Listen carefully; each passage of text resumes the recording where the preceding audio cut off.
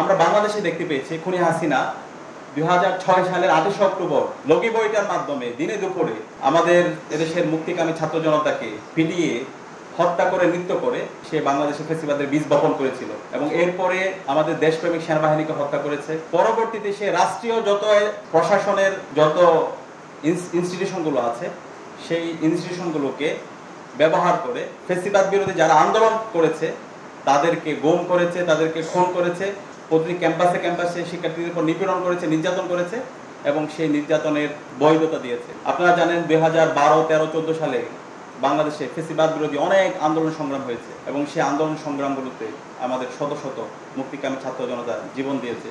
2023 সালে আল্লামা দেলাওয়ার হোসেন সাঈদীর 28 ফেব্রুয়ারি রায় পরবর্তী সারা দেশে গণহত্যা সংঘটিত হয়েছে। 2013 সালের 5 মেতে সাতলায় গণহত্যা সংঘটিত হয়েছে।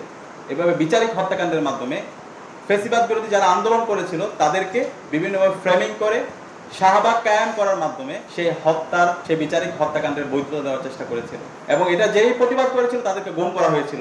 শিক্ষার্থীদের মধ্যে থেকে যারা প্রতিবাদ করেছে তাদেরকে গুম করা হয়েছে।